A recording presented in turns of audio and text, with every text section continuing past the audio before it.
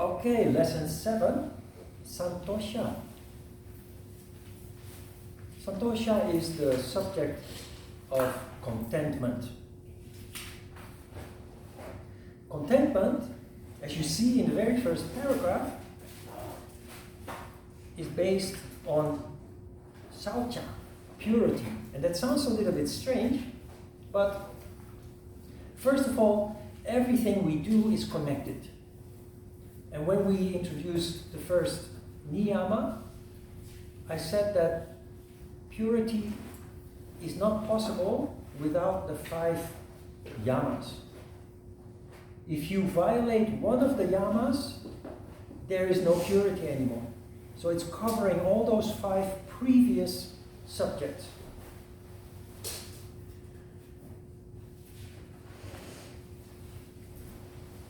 Santosha, contentment, is a Buddhist principle. The Buddhists always smiling, regardless of the misery that they experience in life. Because from the day that they were born, they were taught to practice contentment. So that's a good thing. Contentment is a good thing. But the reason why it is linked to Saucha, to practice contentment correctly, is because the human mind is very tricky. The human mind always tries to find excuses subconsciously to take shortcuts. And under the guise of practice of contentment, many people are simply being lazy. And lazy is not contentment. Let me give you an example. My grandfather was very content, but in the wrong way. To understand what I mean, you have to know how he died. He died at the age of 73 on a Wednesday night. And Wednesdays, every Wednesday morning, my mom visited him to clean up a little bit. And that Wednesday morning, he told my mom, and he literally translated from Dutch to English, he said, "I'm going to blow the crow's march. I'm going to die," is what it means. And that night, in his sleep, he peacefully passed away. No disease. There was nothing wrong with him. 73 years young, I should say. Because if you're healthy, 73 is too young to die. But he was done. He had no ambition. Already when he started his family, when he was in his 20s, 30s, he was content. But not in a good way. So the whole family, because of that, was suffering. It was the time in the 1930s, 1940s, 1950s, when Europe was dealing with a crisis. There was poverty, extreme poverty, for many people. Not everybody, of course, but for many people. America had this huge crisis in the 30s that affected Europe. It was in between the First and the Second World War. So the whole continent was in turmoil. Now my grandfather was a shoe repairman. He repaired shoes at home. So because that made noise, because you have to hammer the soles, the pins to. They had to move all the time because the neighbors complained about the noise. So he just gave up. He stopped to avoid having to move.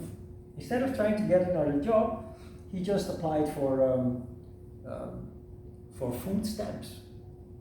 So, but with 6 children. So my mom always talked about that period when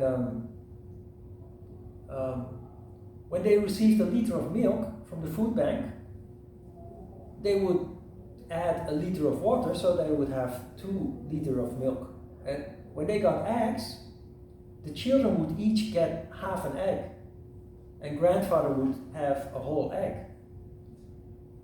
So the whole family was living in poverty because my granddad had a misguided idea about contentment.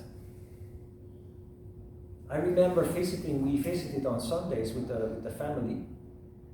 He had his own chair, and he would sit in his chair and he would look down, 7 kids on the floor playing and making noise, and he looked very content. And at some point the cigars would come out and he would fire a huge cigar, so the whole room filled up with smoke. Then the Geneva bottle would come out and he would have just 1 glass.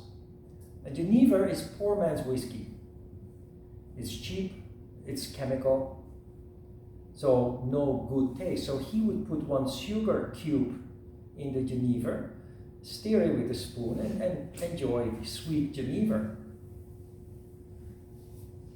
And looking very happy, very content. But what is missing is the whole picture of what went before that. The whole family growing up in poverty and suffering because of that. Many people, including Buddhists, are using the issue of contentment as an excuse for not getting off their lazy butt and getting into action and trying to make things better in their life. It is the reason why many Buddhist countries are still relatively poor, because they are content. Contentment means a positive attitude towards life. Another thing from my mom is that she would always say, because she saw things change after the Second World War, with the economy growing and everybody gradually getting wealthier, better off in all aspects, she would say the greed and the dissatisfaction of this modern time where we have everything, that is just amazing compared to the time that I grew up.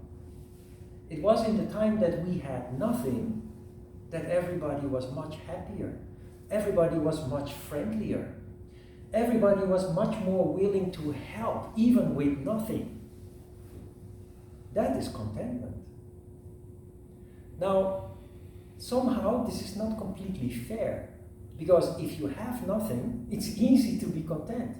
If there is nothing available in the shops, you have no money, then it's very easy to be content. You just accept your fate, so to speak. So I think I mentioned it a couple of times already, last week and the week before, when talking about all these issues that we discuss. We live in very challenging times. Not because we are poor and have nothing, but especially because everything is there. And it is very difficult not to feel desire to have those things that other people have, that we don't have. My mom's vision was a little bit kind of negative, but after so many years and studying yoga, I see it much more in the right perspective. And life would be much simpler and easier if there were not so many distractions from material issues that surround us, that we don't have ourselves, but might desire to have. So contentment, like non-desire, it's kind of a continuation of non-desire. Contentment is a matter of stopping being unsatisfied with what you don't have and start becoming satisfied with what you have. And one of the most important things we possess is non-material. It's our health, our condition.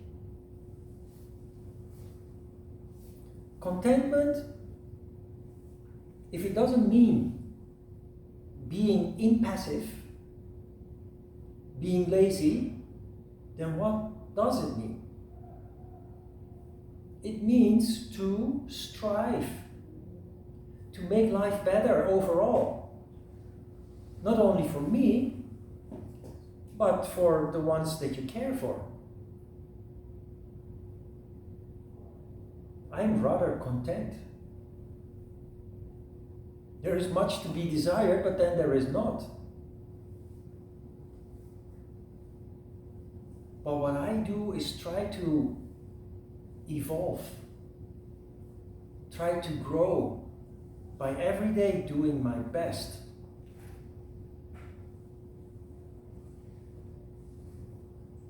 I project that onto my students, but I project that onto my dogs. I don't have a family myself, so it's my dogs that are the subject of that. It is because of that that I have been able to rescue them. Two very complicated, sensitive dogs that were kind of written off, that were kind of lost. So I often talk about the universe. In my view, no doubt that the universe created the circumstances created the circumstances where they could be, where they could find somebody to take care of them. There is no coincidence. I can lament not having a family, but then again it's meant to be. I practice contentment, and if it is meant to be, to have a family, then the universe will put it onto my path. Instead, the universe put 2 dogs on my path, which is perfectly fine. It's much less complicated than having to raise a family. That's a bit selfish.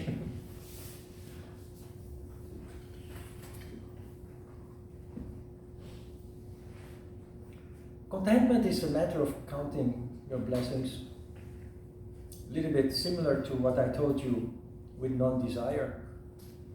But this is a little level higher up because of the complexity that we have to deal with here, that the mind very easily tricks us into a form of contentment that actually should be labeled laziness.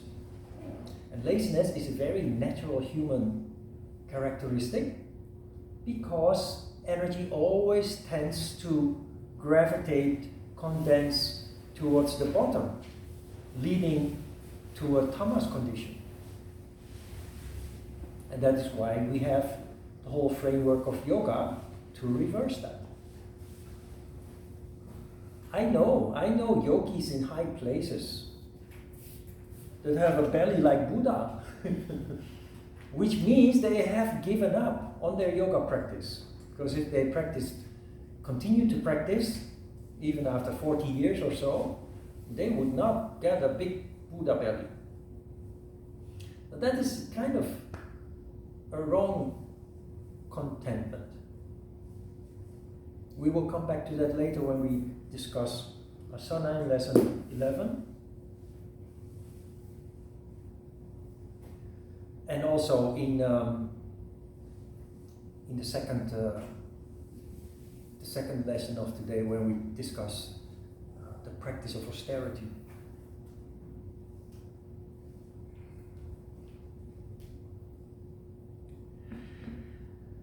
In the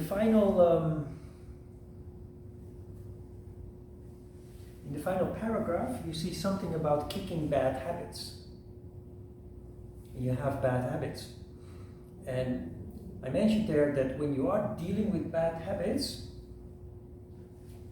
the last thing you need to do is to fight against it. We all know the stories of people who smoke and want to stop smoking, but every time they try, they fail. Or people who drink, or people who like to eat, and then overeat habitually. It's all kind of the same issue that we're dealing with. When you fight against your habits that you apparently don't agree with anymore because somehow you started to realize it's harming you, if you start to fight it, it just leads to more restlessness and turmoil that then becomes a feeding ground to give in to the bad habit again. The approach to deal with this is long term. First and foremost, simply become aware of the bad habit. Become aware of the implications of the habit. Why is it exactly that I want to stop smoking? Well, that is because it causes lung cancer, it causes bad skin, there are many implications of smoking. As a result of your increasing awareness, you will naturally start to transform the bad habit. You will naturally start to take control of the bad habit. Not by quitting tomorrow, but by quitting gradually. You reduce your exposure, you reduce the use of the tobacco or the alcohol or the hamburgers or whatever it is that you are looking at, that you are dealing with. And in that way you do it non-violently, and you do it based on an inner motivation.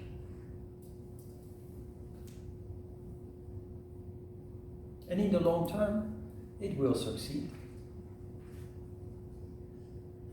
In lesson 28-29, we will talk about pratyahara, and we will come back to this subject.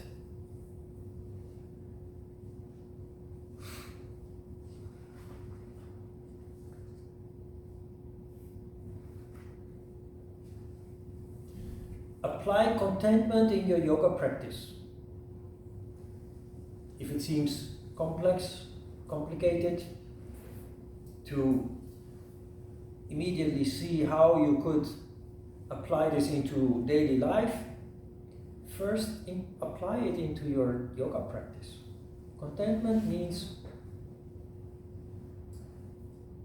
be satisfied with what you are able to achieve, as opposed to be frustrated by what you cannot achieve. Be rational and reasonable about your practice. Realize that every second, every minute, every attempt that you do to do some asana, to do some meditation, is always a gain. We have to stop thinking in terms of perfection. There is no perfection. Perfection only exists in the eye of the beholder. Yehudi Menuhin once said something very nice about this. Yehudi Menuhin is a violin player, if I'm correct. He actually wrote a foreword in the Light on Yoga, Iyengar's Light on Yoga. So, what he said comes down to this. People think that my play is perfect. People listen to my music and they are so impressed by the perfection in my play.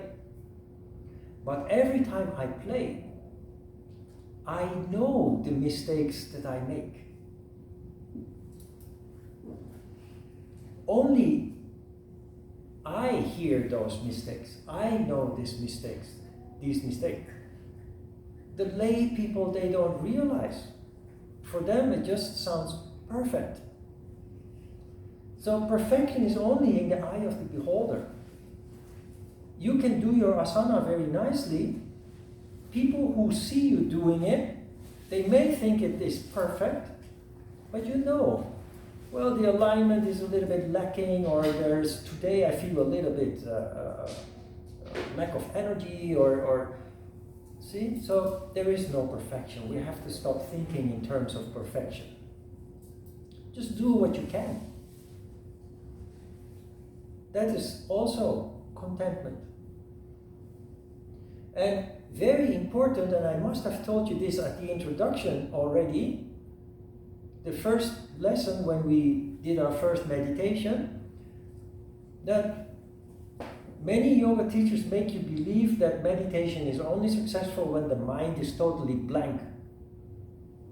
So there are many advanced meditation practitioners who still think that their meditation is bad, is imperfect.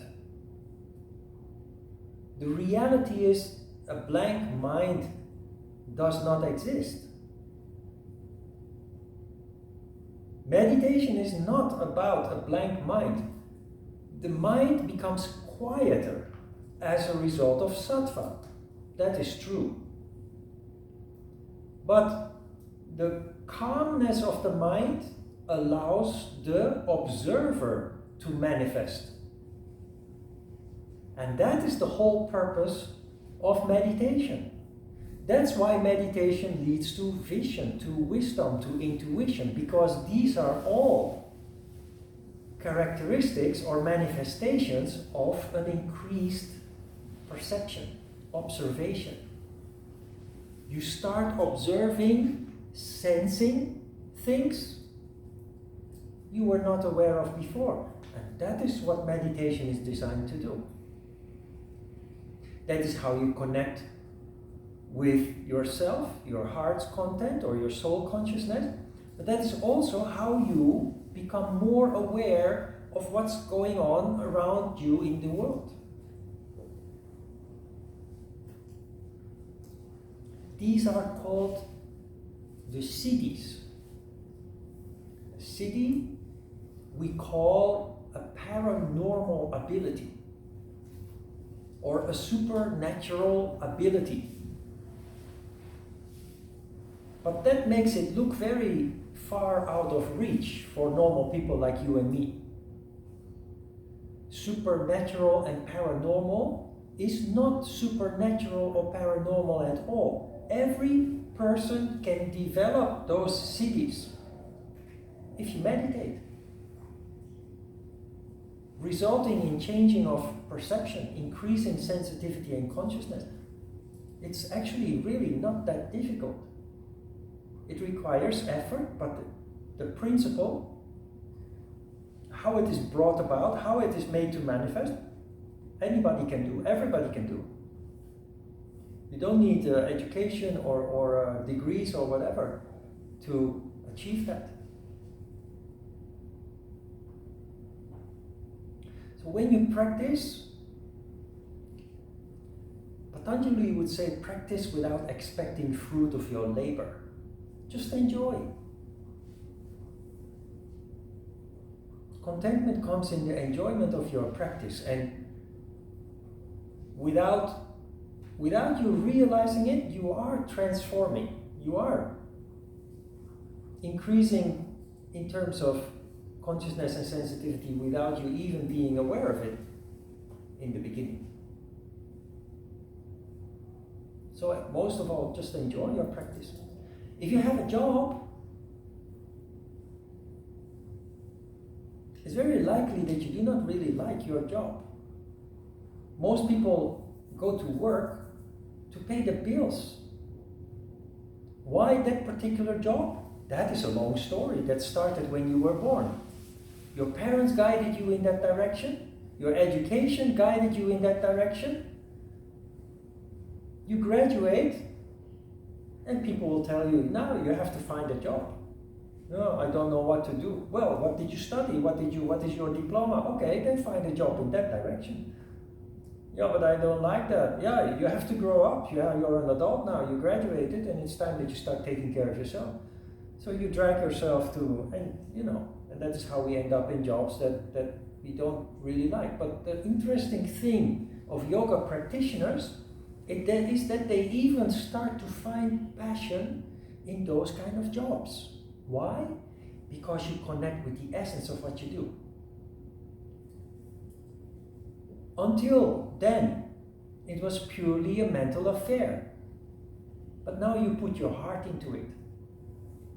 That not only benefits the people you're working with, but it makes you benefit too, because that is so much more fulfilling than it was before.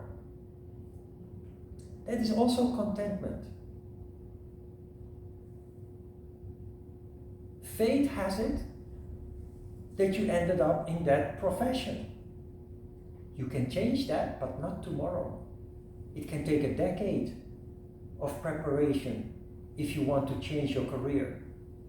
Until then, you practice contentment by connecting with what you really do, why you are doing it, and how you can just put your heart and your soul into it, as the expression goes. You literally do that as a yoga practitioner, opening up. You naturally will start putting your heart and soul into anything that you engage in. It's just a natural process. As a result of that, practical things, the smallest things in life, become very fulfilling, very satisfying. Things that in the past had no meaning at all start to have meaning.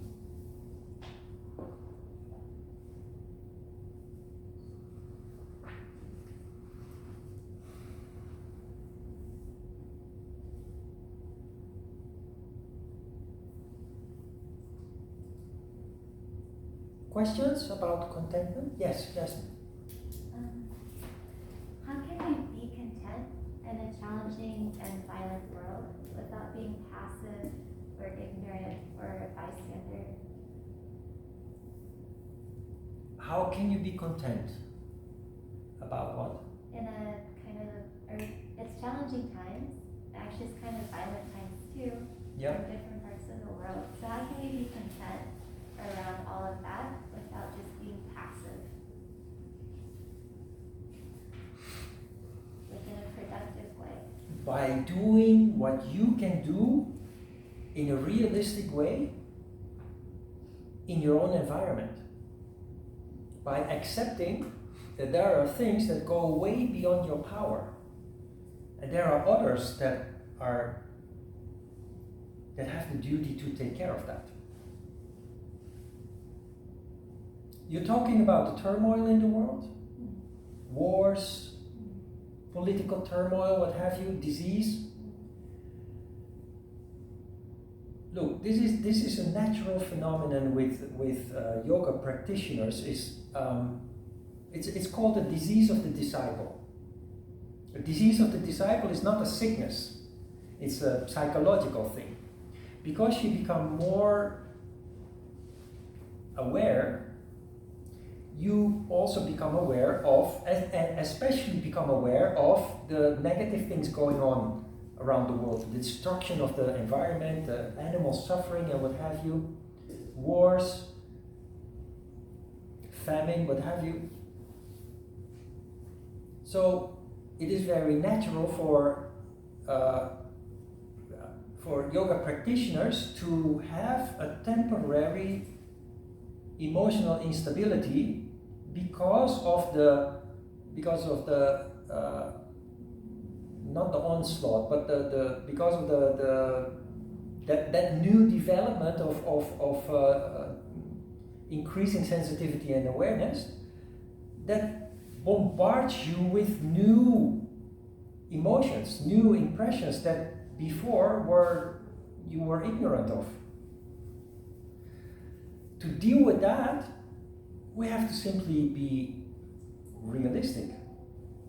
We have to practice honesty. I cannot, on my own, end the war in Yemen. I cannot, on my own, influence the political process in Europe and America.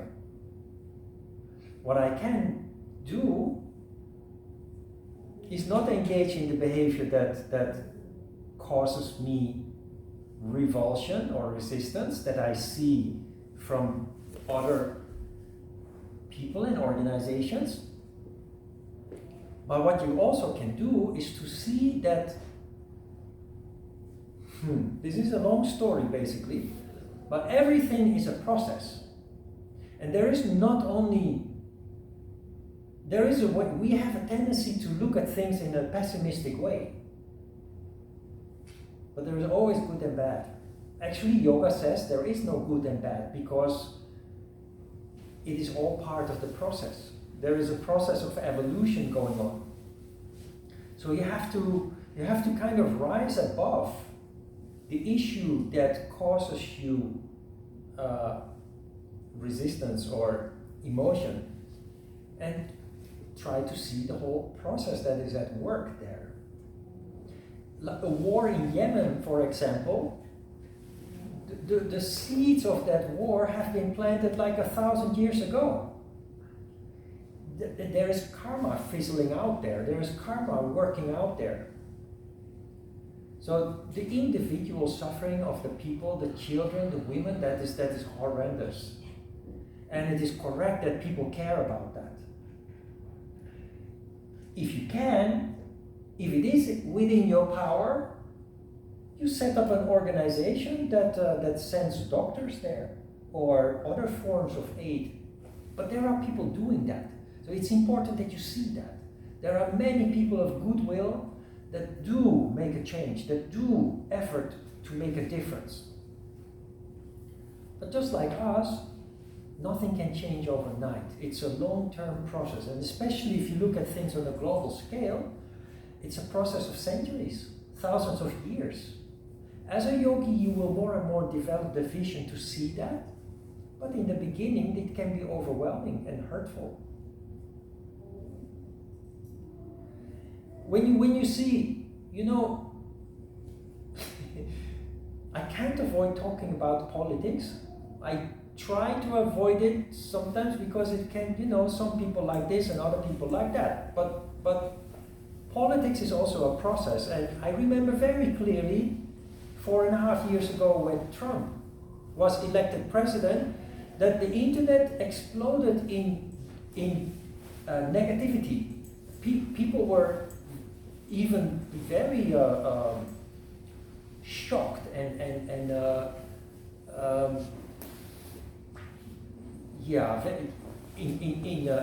panic, like, oh my God. Then I already said at that time, this is all part of a process. And it may look very bad on the surface and in the short term, but it will shake things up and it will lead to improvement. And it does. It does. So, the way that I try to explain this to you is the same way that I have a communication with myself whenever I'm struck with a panic or with a fear or anxiety or, emotion of things that are going on in the world. But follow the news and try to see the good things that are happening. There's a lot of light in this world. There's a lot of evil, for sure. And the issue that we are looking at is evil is immediate, because it is not bound by the universal laws of the yamas and the niyamas. Evil doesn't know non-violence, truthfulness, honesty, chastity, non-desire, etc. It goes through walls and windows, breaking all those rules to get what they want. And that is causing all the violence, the suffering, the mayhem. But there is light. There's a lot of light. The problem with the light is people who have a heart, they are bound naturally by those universal laws that we are studying. They always win. But it takes time. Yeah? You see this with a war. A war is started in a minute, in a day. Just because somebody is offended or somebody's ego is hurt, they just start throwing bombs and rockets. A war is started in a day. It often takes years to finish it, to end it. The good is bound by the natural laws, the universal laws. So it is a process, a very gradual, step-by-step process. Evil hits just like that. Try to see that. When you see that, your heart will fill with hope. Try to look back the timeline of history. What do you see? It depends on how you look at it. You can see a lot of suffering and misery and death and destruction. What I see, apart from that being realistic, well, what I see is an enormous evolution throughout the centuries. And you can draw that line further into the future, and that gives hope. Can you see that? Thank you. Other questions?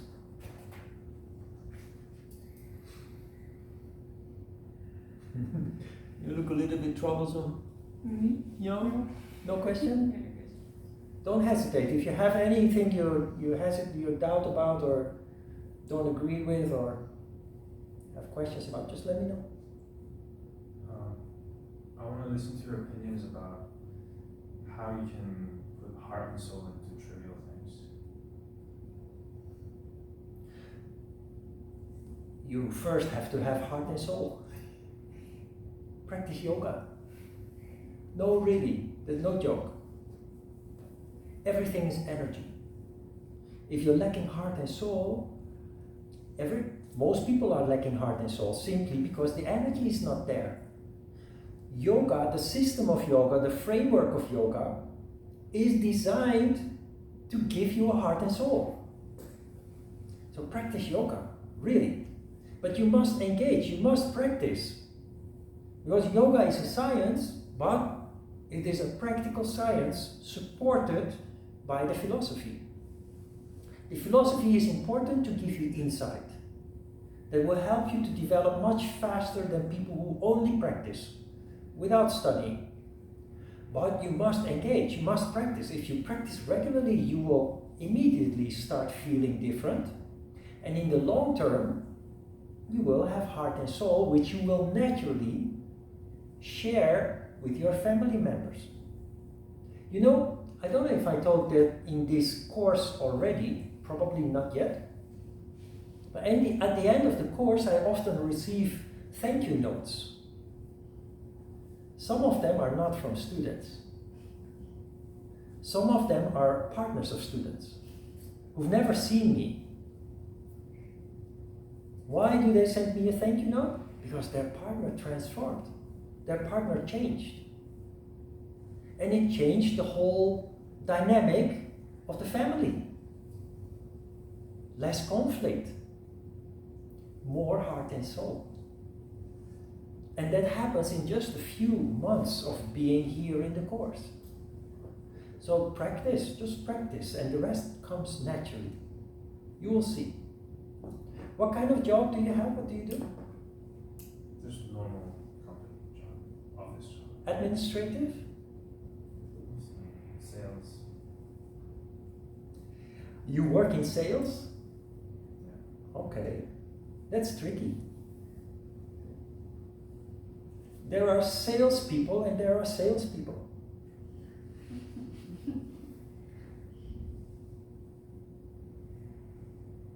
Many salespeople lie to sell a product. Can you be honest? I never thought of being honest at my job. The outside job I tried. I worked in a health food shop. Before I came to Korea, I had a part-time job in a health food shop for about 5 years, I think I worked there. And I always told people straight what I thought of a product that they were interested in. You know, when you work in a shop, people say, hey, I need this or that, and which product is better, or do I really need this? if I felt that they don't need the product, I would honestly tell them that. If I felt that the shop around the corner has a better product that is also cheaper, I would tell them that instead of trying to sell our product. That seems stupid, but in the long term, those people really appreciate your honesty. This is what happens. If I lie, they will find out. Sooner or later, they realize there is a shop around the corner that sells the same product or another product that is better at a cheaper price. Or they find out that I just told them to buy the product, but actually they don't need it. Sooner or later, they find out. They feel bad. Either way, they feel bad. Now I'm honest, there's less money in my cash register at the end of the day, but tomorrow they come back. They come back to buy something else, which they would not have done if they felt cheated. Not only do they come back, they tell their family and their friends, hey, this shop there. Nice people and good products. And so, yeah. It's the same story as, the interaction I described with the owner of the studio a little bit. Short term, smart thing to do seems to be what everybody does. But as a yogi, that will become more and more difficult. And there's something else happens. Now you are just a salesperson among other salespeople.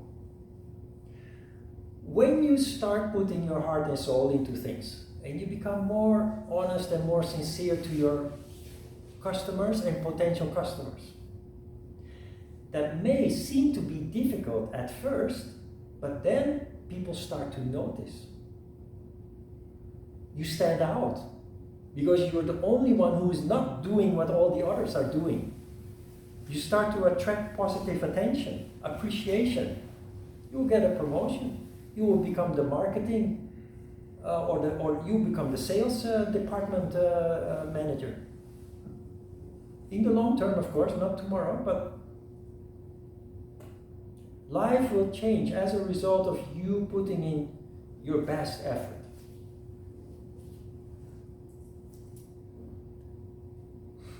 Why do people do like that? Why do people lie and cheat and just to get their objective? Do you know why? It's yoga philosophy. It's yoga psychology. Energy condenses towards the bottom, and it's at the very bottom where fear is located. So almost everything we do and say in life, one way or another, is infected or affected by fear. As a yogi, your energy goes to higher levels, and there is hope, there is vision, long term. You will start doing things differently. When I had my training with Ajita, there were many various kinds of people. Highly educated, not so highly educated. There was an architect, there was a doctor, there was a lawyer, people involved in alternative healing, medicine, and what have you. The thing is that the architect who first designed buildings to make money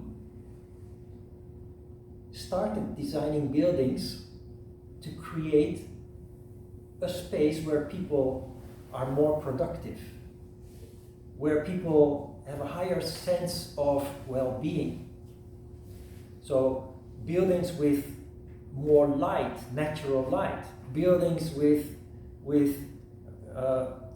indoor gardens, anything that can just improve the well-being of the people working there. As a result of people feeling better, productivity increases, happiness increases, and the company just does better, becomes more profitable.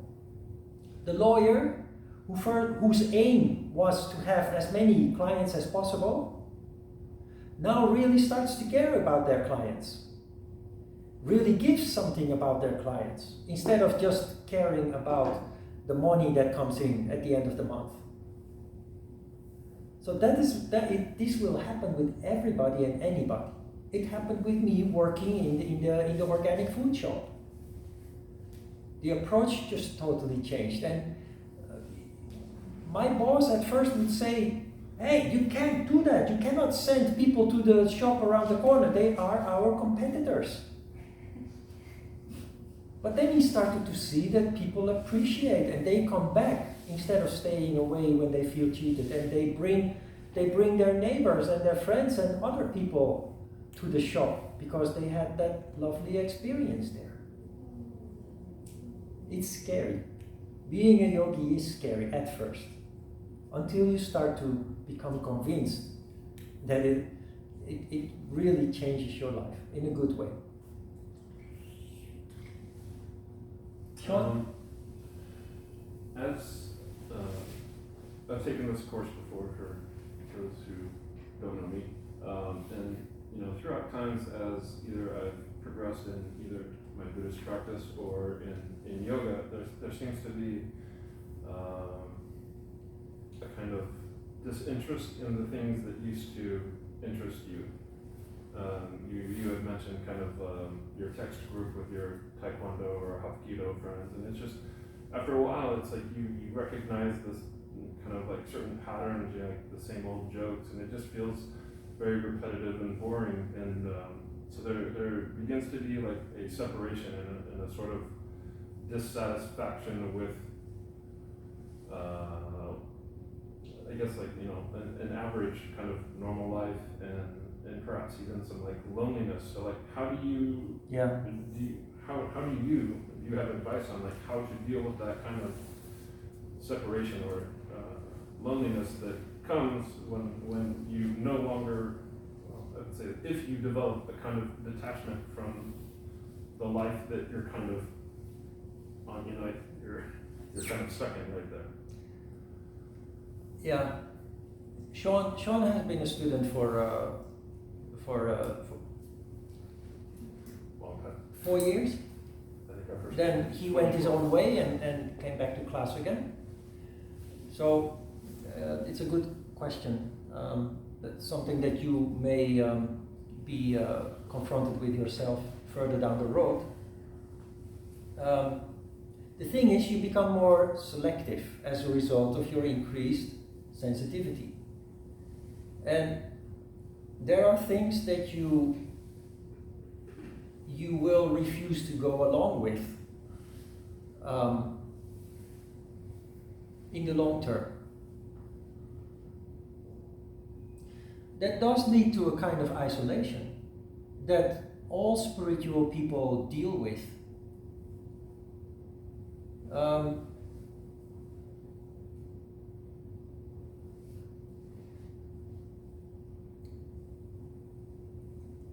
Try to not be a radical. If I would behave like a radical, I would leave the chat group with my Hapkido friends.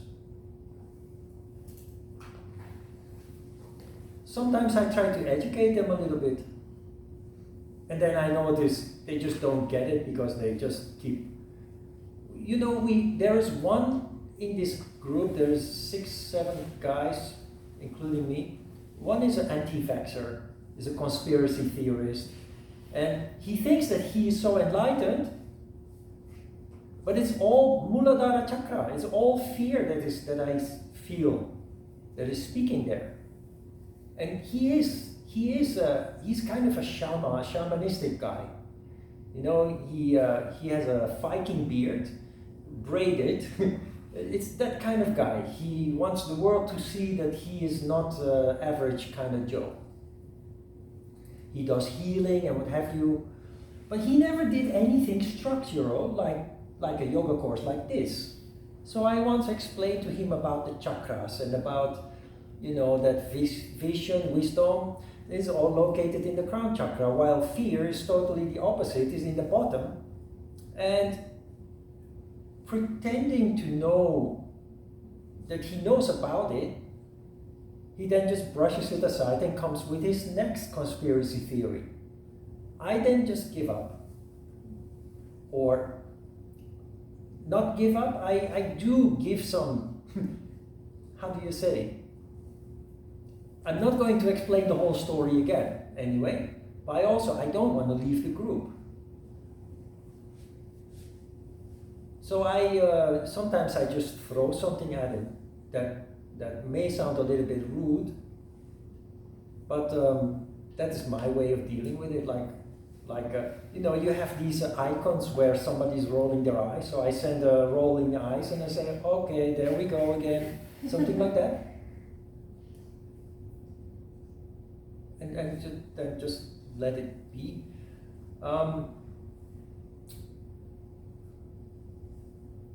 That doesn't really answer your question, but don't be a radical when it comes to. Patanjali says, there is a sutra that we will come across towards the end of this course. Patanjali says, you change. You definitely change. But what you forget is that other people didn't change. And that leads to one of the other diseases of the disciple, is that you find this very much in spiritual circles, where people think they are superior to others. You find that arrogance in spiritual groups very much. You had that with the Bhagwan movement, and which of course was very big, but there are many small groups of spiritual people, and they think they are better than the rest of the world. And that is just, Patanjali warns us for that. He says, don't forget that there was a time that you were just as ignorant. And that is what I mean by don't be a radical, open your heart. And for every person, it is, of course, a different situation, but I'm dealing with the same thing you are with. Especially because we are here in Korea. My family is not here, my friends are not here. And I considered my yoga members, my family, and then all that fell away. And then the dogs came. No, but you know what? Because of the dogs, I go to the park, and in the park I meet nice people. So,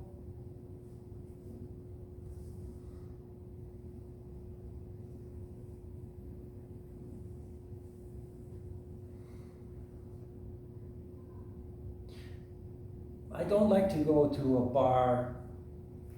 I don't like to go to Gangnam or Itaewon, or where people go to socialize, to meet people. So that is a dilemma, kind of.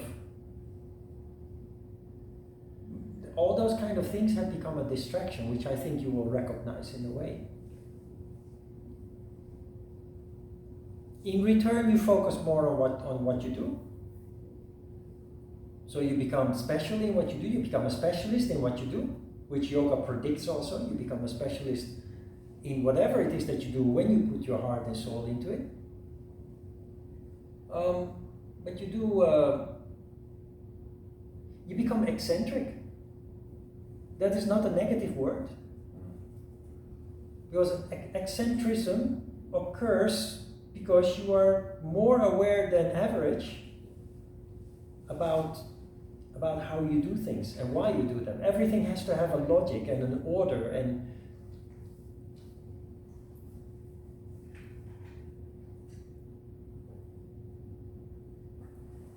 just don't be a radical in anything. That is a tendency that spiritual people have in the beginning. I was a radical, definitely. Sometimes really in a not so nice way, but that changed over time. Or that has to change over time, if you understand what yoga really is about. Because when you're a radical, when you're an extremist, you block your energy. And that limits your vision. It stops your further development. You go through stages in your development. Every yogi goes through stages in their development. But still, that doesn't fully answer your question. I don't know. Let's make a yogi app, a yogi dating app. Well, it's not so much like that. It's just, as you know, like drinking is very prevalent in Korea, and it's just, either from work or just socially, it's just, whenever you meet people, it's drinking is involved, and kind of withdrawing from that, and people notice it, and they're like, hey, I can just feel it, they're thinking, so you used to want to come out for a good time, like, all the time, and, what's up? You don't like us anymore? And so it's kind of, you feel that kind of thing happening a lot. So it's like I don't want to discard people, but it's every time I see them, they're drinking. Yeah.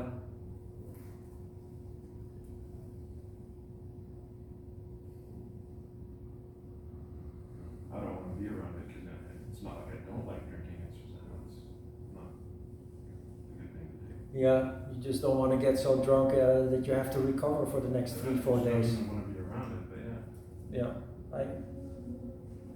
I have the same issue, basically. Right. Yeah. I can't give you No, maybe that's helpful. yeah. It's tough to answer some of those questions. Jokingly, I would say get a dog, but please don't take a dog. No. I never wanted a dog. I had to focus on the things that I ended up in, teaching yoga and what have you. But then my partner's son brings a dog from his old neighborhood. No, he calls, hey mom, this Ajoshi has a dog, can I bring it home? And I said, no, don't, tell him not to bring it. 1 hour later, he rings the bell, door opens, and there he is with the doggy. It becomes my karma.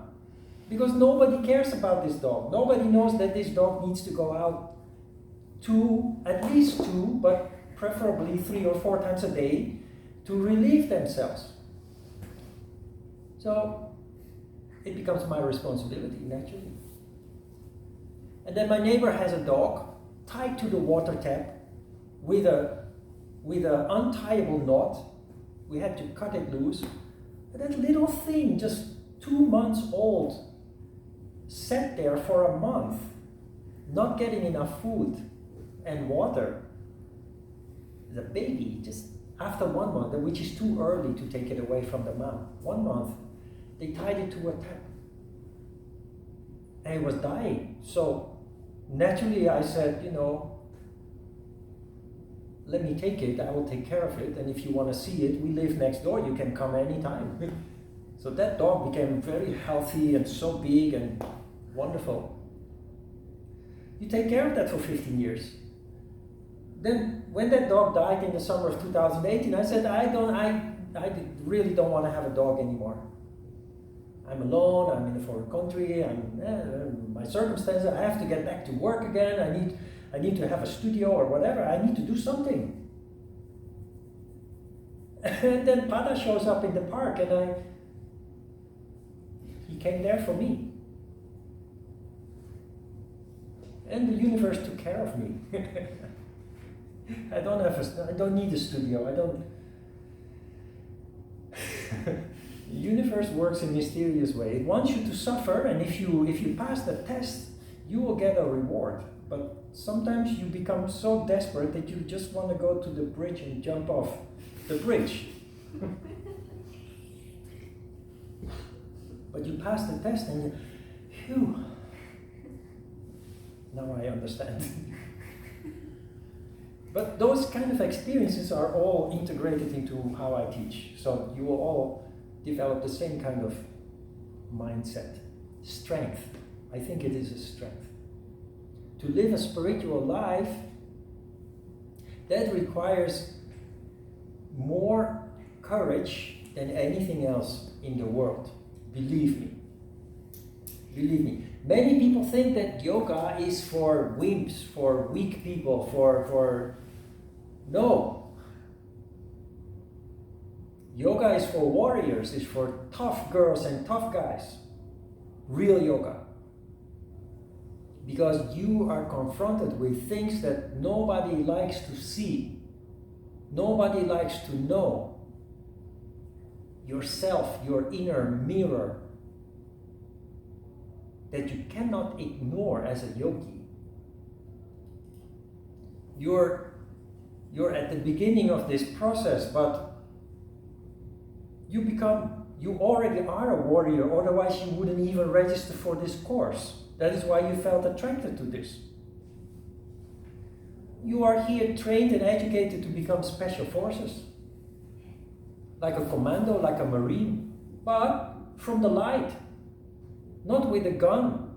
Not with a sword or a rocket. But with consciousness, with light, with a heart. And that's a much higher level of warfare than just killing each other. Well, it's a little bit a strange story, but it's true. Yoga is not for weak people, for hippies, for whatever people think it is. I had people in the past coming to my class who thought like that. They come once and they never come back. Too hard. Too challenging.